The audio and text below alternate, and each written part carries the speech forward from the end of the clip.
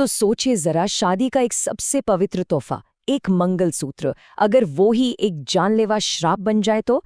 आज हम एक ऐसी ही डरावनी कहानी की तह तक जाएंगे। ये कहानी है उन छोटे छोटे अपशगुनों की जिन्हें अनदेखा कर दिया गया, उन चेतावनियों की जिन्हें अनसुना कर दिया गया, और एक ऐसे दबे हुए अतीत की जो किसी भी हाल में दफन नहीं रहना चाहता था। तो चलिए देखते हैं कि इस श्रापित विरासत का आखिर राज क्या था। कहानी की शुरुआत ही होती है इस एक लाइन से, जब बुरा वक्त आता है तो कायनात हमें छोटे छोटे इशारे देती है। और यही लाइन आप देखिए आने वाली भयानक घटनाओं की पूरी नींव रखती है। तो आखिर वो कौन से इशारे थे जिन्हें उस परिवार ने नजरअंदाज कर दिया, और उसकी क्या कीमत चुकानी पड़ी? तो चलिए मिलते हैं कहानी के किरदारों से। एक तरफ है कंचिता, एक नई नवेली दुल्हन, और दूसरी तरफ है उसकी सास विमला। अब विमला जी अपनी बहू को एक बहुत खास तोहफा देना चाहती हैं, एक खानदानी मंगलसूत्र, एक परंपरा जो उन्हें निभानी ही थी। पर उन्हें इस बात का जरा भी अंदाजा नहीं था कि ये एक फैसला उनके पूरे परिवार के लिए एक भयानक भविष्य की नींव रखने वाला था। तो विमला जी संदूक से वो पीढ़ियों पुराना मंगलसूत्र निकालती तो हैं, पर एक पल के लिए उनके हाथ ठिठक जाते हैं। क्यों? क्योंकि उन्हें याद आती है उस मंगलसूत्र की आखिरी मालकिन अंजलि की, जिसकी मौत ठीक 20 साल पहले हुई थी। अब देखिए, यहीं पर विमला जी के अंदर एक कश्मकश शुरू होती है। एक तरफ है वो डरावनी याद, और दूसरी तरफ है परिवार की परंपरा को निभाने का दबाव, और वो परंपरा को चुनती है। और जैसा कि कहानी की शुरुआत में कहा गया था, कायनात इशारे देना शुरू करती है। एक एक करके देखिए। पहले ट्रेन के सफर पर निकलते ही एक काली बिल्ली रास्ता काट जाती है। चलिए, इसे तो इत्तेफाक मान सकते हैं। पर फिर ट्रेन में एक अजीब सी बूढ़ी औरत मिलती है जो साफ साफ चेतावनी देती है, ये मंगलसूत्र दुल्हन को मत देना। और हद तो तब हो जाती है जब घर पहुंचकर जैसे ही कंचिता उस मंगलसूत्र को हाथ लगाती है, दीवार पर लगी उसकी शादी की तस्वीर धड़ाम से नीचे गिर जाती है।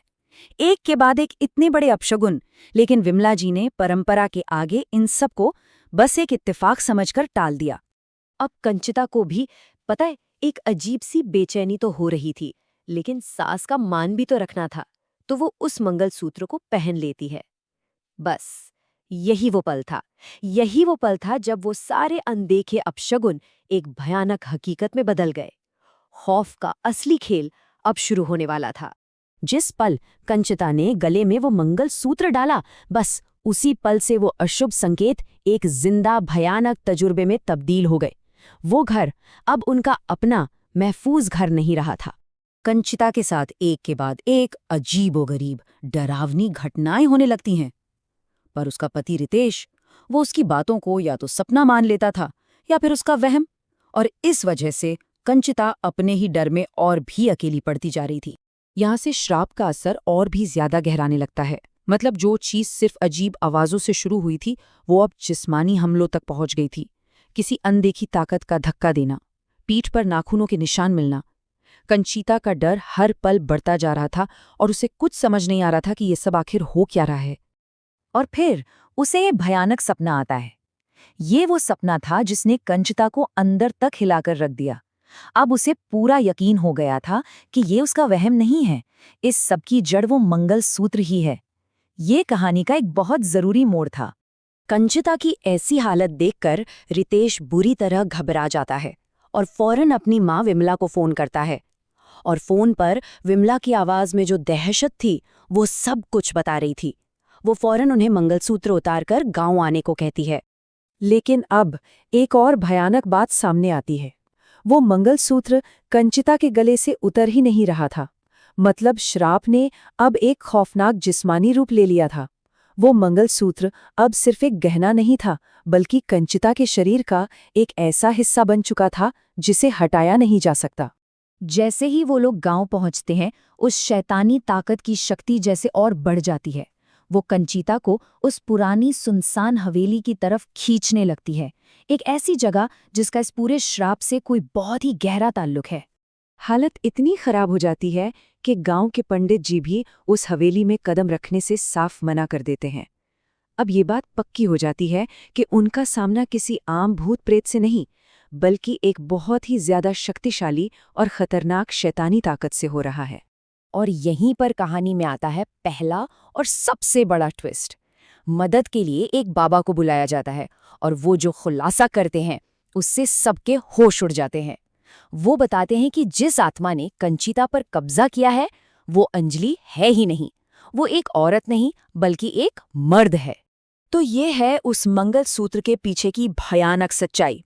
सारी कहानी शुरू हुई थी अंजलि के पति से, जो एक तांत्रिक था। उसने दौलत और ताकत पाने के लिए एक बहुत खतरनाक अनुष्ठान किया था। इस अनुष्ठान में 5 नई दुल्हनों की बलि दी जानी थी और अंजलि उसकी आखिरी बलि थी। उसकी मौत को आत्महत्या का रूप दिया गया, लेकिन अनुष्ठान में हुई एक गलती की वजह से वो तांत्रिक खुद ही अपने जाल में फंस गया और उसकी अपनी आत्मा हमेशा के लिए उस मंगलसूत्र में कैद हो गई। अब जब सारा सच सामने आ चुका है तो वक्त है आखिरी मुकाबले का। कंचिता, जिसके ऊपर अब उस तांत्रिक की आत्मा का पूरा कब्जा है, उसी पुरानी हवेली की तरफ भागती है। यहाँ से उस आत्मा को निकालने की प्रक्रिया शुरू होती है। बाबा के मंत्रों की शक्ति से वो आत्मा बेचैन हो जाती है और अपनी शैतानी ताकत दिखाने लगती है। कंचिता का शरीर हवा में ऊपर उठ जाता है और अब वो आत्मा खुद बोलती है। उसके अपने शब्द उसके खतरनाक इरादों को साफ कर देते हैं। वो कहती है कि उसका मकसद सिर्फ कब्जा करना नहीं बल्कि जान लेना है, और वो उस मंगल सूत्र पर अपना हक जताती है।